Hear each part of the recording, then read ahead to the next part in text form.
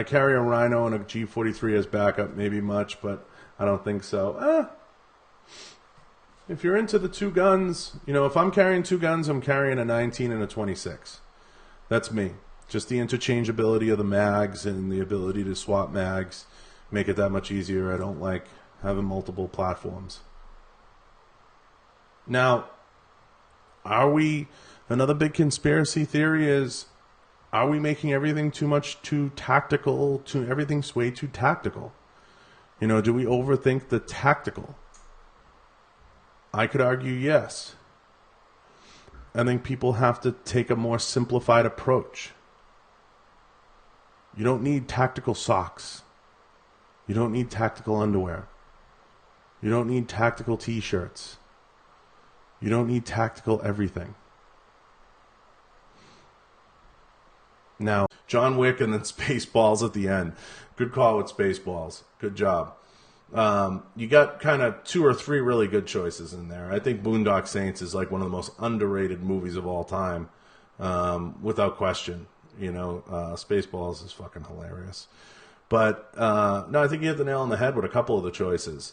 But Heat is definitely one that all around was just pretty fucking badass and was a badass movie. So hopefully everybody kind of understands where I'm coming from. Now, what's my favorite gun in a movie, and everybody knows that's followed me long enough, you know, I'm a huge fan of the Brand 10. I love the Brand 10, but of course, you know, Die Hard, the MP5, you know, was awesome. And I appreciate everybody who can appreciate the Die Hard movies. They're just fucking good TV. And they were just always really cool. I don't think there was a bad one in the bunch. A few other things. How I came up with the list. So there was a criteria. A little bit of good old action. Good old shoot 'em ups. And, of course, somewhere in there for their technical, you know, technical knowledge and kind of how well it was done. So, I enjoyed them. I enjoyed watching them. And I feel like each one of those movies you can watch a second time. Mark, Terminator wasn't really a gun movie. You know, Terminator wasn't really a gun movie, so I can't put Terminator in the list. I have a hard time with Terminator because Terminator was more of, when you think of Terminator, you think more of Cyberdyne and you think more of computers taking over the world than you do think about guns. When you think of Die Hard, you think of the MP5, you think of the Beretta, you know, you think of Bruce Willis crawling around in elevator shafts, counting his ammo every step of the way, managing his ammo. You think of those fun things.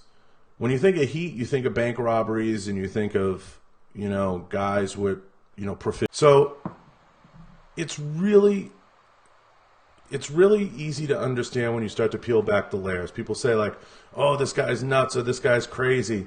A lot of it is showboating and posturing, and a lot of it is brand development. It's almost like a crash course in marketing, and everybody takes a different approach. Obviously, in fighting, it's really known that that approach is the right approach to build a name. Thank you for tapping hearts, and thank you, by the way, those of you that head over to YouTube. I appreciate it. So you have to really kind of understand, you know, what that's all about. Once you get past that, you guys, once you get past all the baloney, and you start to look at it for what it really is, you're going to be much better off. So, leading into that fight, the big fight was the John Jones fight, light heavy, and of course the Ben Askren fight were some of the bigger fights that night. That obviously sets the tone for the whole card. And the card had, you know, so much on it, and I kind of sat back just to give you guys some understanding of where I'm at with the UFC. And I know a lot of people love the UFC. I was like really pleased with what had come together in the UFC and kind of like what was going on with the UFC. It was super impressive to me to see how far they come. I mean, that was a loaded card. I got a chance to watch a few of the fights, watch them after on YouTube like everybody else, I'm sure.